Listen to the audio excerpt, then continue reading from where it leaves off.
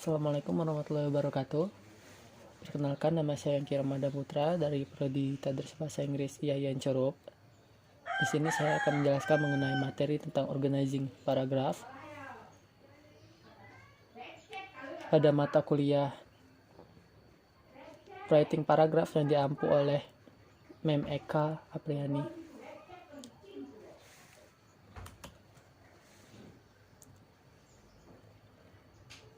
Untuk memudahkan penjelasan, saya akan membuka sebuah dokumen yang saya sudah temukan.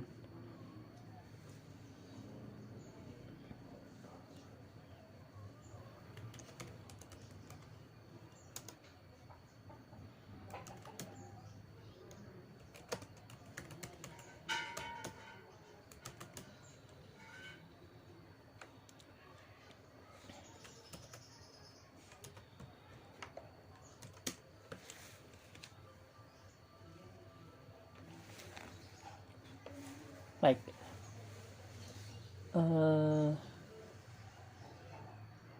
dokumen ini mengenai paragraf organization. Kita langsung lewati bagian ini. Kita masuk ke bagian definisi ya. Organization. Sebelum kita masuk ke bagian organization, sebuah paragraf itu adalah kumpulan dari kalimat-kalimat yang saling berkesinambungan yang menunjukkan satu ide pokok yang merupakan sebuah bahasan dari paragraf tersebut. Jadi, paragraf itu adalah kumpulan kalimat yang membahas tentang satu ide pokok yang berasal dari penulisnya. Paragraf terbuat dari 3 jenis kalimat yang menunjukkan main idea dari penulisnya, pendapat dari penulisnya, ataupun perasaan dari penulisnya tentang subjek tertentu, tentang sebuah subjek. Jadi paragraf itu terbagi ke dalam 3 bagian. Yang pertama, kalimatnya adalah kalimat topic sentence, kalimat bahasan, kalimat utamanya. Yang kedua adalah kalimat pendukung, supporting sentence. Dan yang ketiga, kalimat kesimpulan, concluding sentence.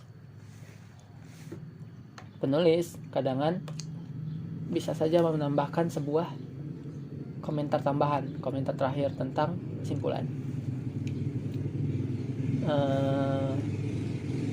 Kalimat-kalimat yang membentuk paragraf ini, jika diurutkan, yang pertama adalah kalimat utama. Kalimat utama itu berisi main idea.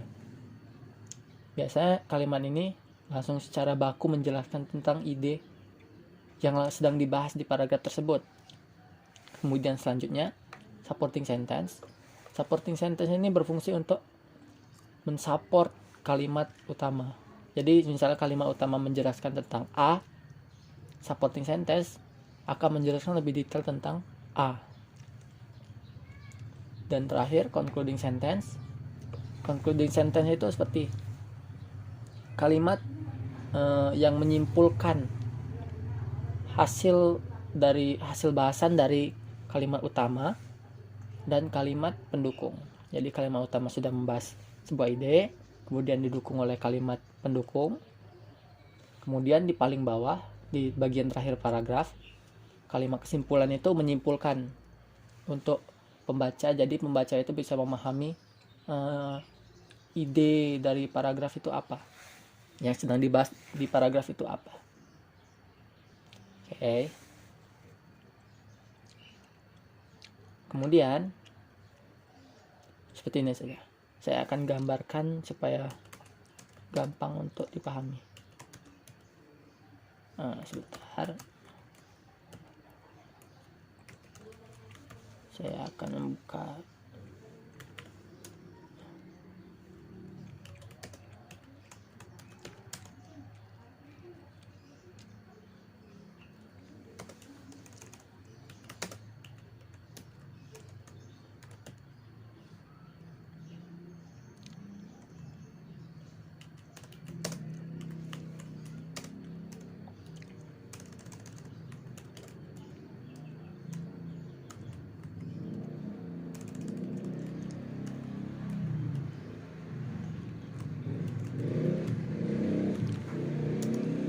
saya akan mengilustrasikannya dengan gambar.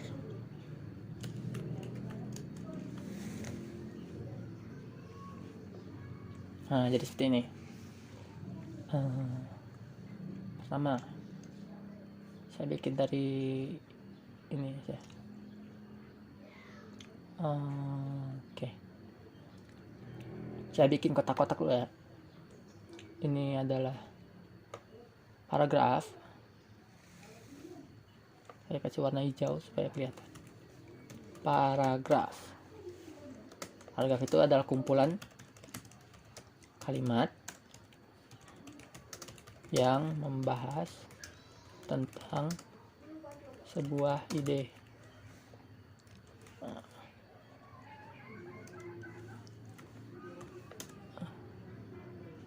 Kecilannya.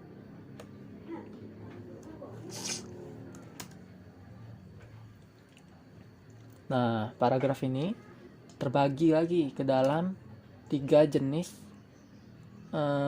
bagian, 3 bagian. Paragraf terbagi ke dalam 3 bagian. Bagian pertama, bagian kedua, bagian ketiga. Bagian pertama itu adalah kalimat utama.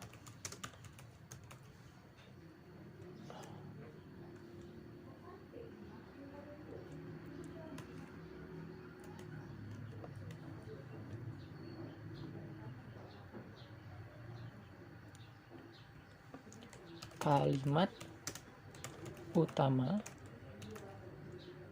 Bagian yang kedua adalah kalimat pendukung. Ketiga adalah kalimat kesimpulan.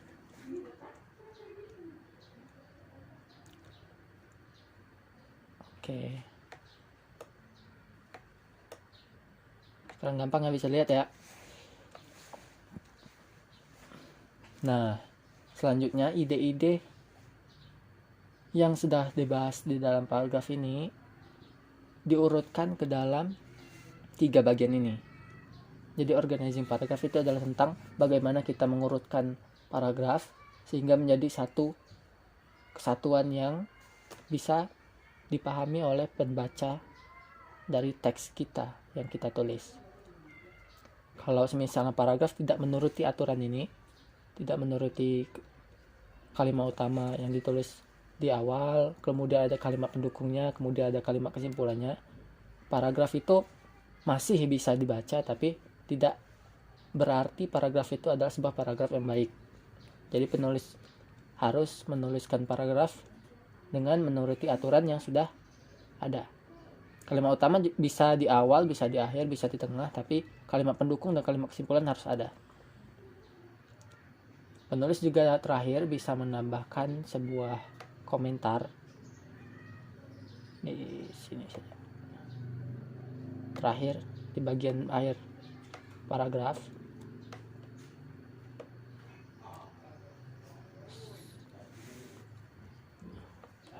Ini namanya kalimat opini. Supaya gampang ya.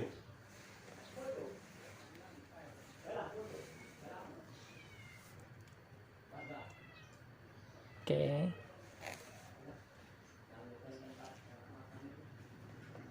Kemudian saya bahas lagi yang baru. Untuk paragraf menjadi satu kesatuan, ide-ide yang ada itu kita bisa urutkan. Kegiatan untuk mengurutkan ide-ide kita untuk satu teks, misal kita mempunyai teks untuk membahas tentang satu ide, contohnya semisal lampu. Paragraf itu harus memiliki ide-ide yang sudah bisa kita urutkan bahasannya. Pertama akan membahas tentang definisi lampu semisal. Kemudian selanjutnya akan membahas tentang kapan lampu itu ditemukan, sejarahnya lampu.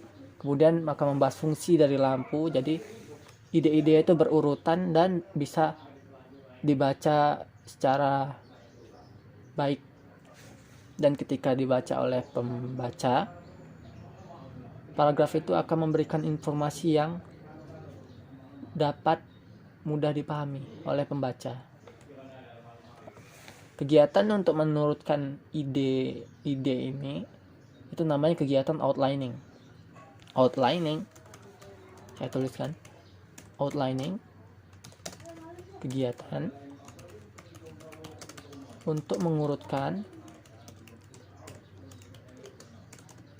ide-ide yang didapat ke dalam sebuah list. Bayangkan saja, ya, sebuah daftar. Jadi kita akan daftarkan ide-ide. Contoh yang pertama,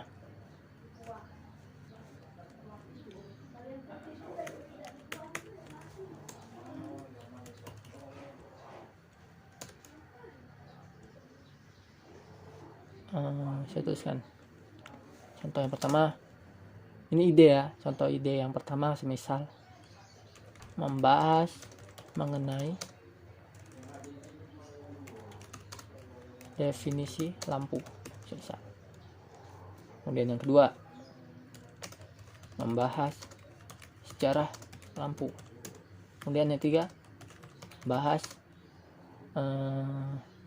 fungsi lampu.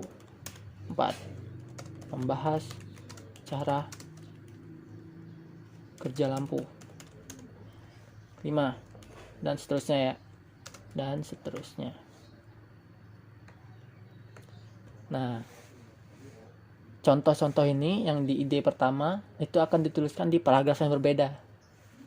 Jadi yang pertama itu membahas tentang definisi lampu, akan dituliskan paragrafnya. Misal ini paragrafnya sudah jadi, kemudian paragraf lain akan menuliskan tentang sejarah lampu. Di bawahnya akan dituliskan lagi paragraf lain tentang fungsi dari lampu. Kemudian terakhir akan membahas tentang cara kerja lampu dan seterusnya. Nah, ketika pembaca membaca teks yang sudah kita tuliskan, dia akan membaca berurutan. Informasi yang masuk akan datang berurutan. Dari awal dari sini, kemudian masuk ke sini.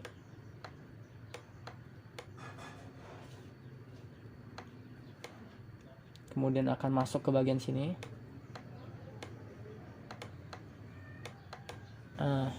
Jadi outlining ini akan membuat paragraf yang akan kita tuliskan itu akan masuk secara berurutan informasinya kepada pembaca teks kita. Dan terakhir yang akan saya jelaskan adalah outlining ini terbagi ke dalam beberapa jenis. Jenis yang saya maksud bukan jenis outlining, tapi jenis penulisan ide. Ada penulisan ide outlining yang menggunakan mulai dari kronologi awal. Lengkapnya ada di buku modul dari NEM yang sudah membahas tentang beberapa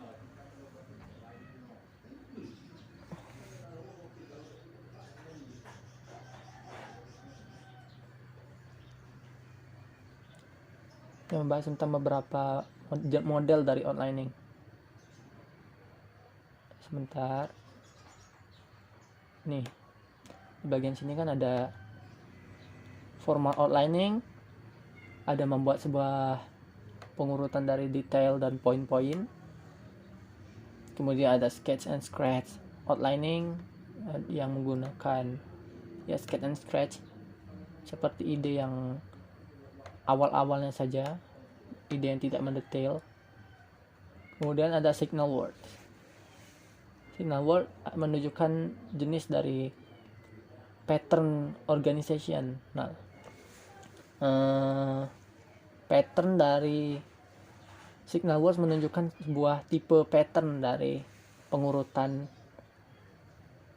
dan pengertian dari pembahasan informasi yang diberikan dalam pembahasan teks.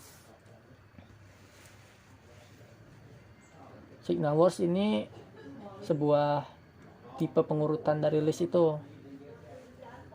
Ini contoh-contohnya nih, ada cause and effect, penyebab dan akibat, diurutkan dari penyebab dan akibat. Yang pertama, idenya akan diurutkan dari penyebab dulu, kemudian selanjutnya akan membahas tentang akibatnya. Kemudian ada chronological order yang tadi dari awal hingga ke akhir. Ada klasifikasi, ada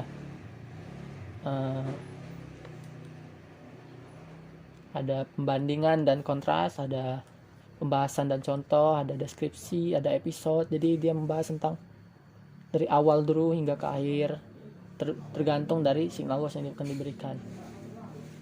Jadi jenis ini bisa dibaca-baca lagi dalam modul MEM. Oke.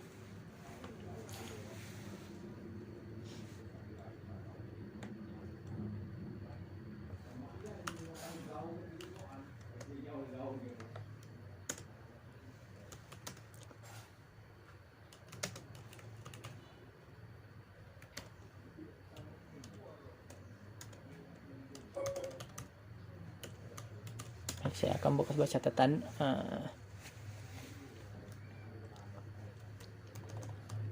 Baik, penjelasan ini akan saya akhiri di sini.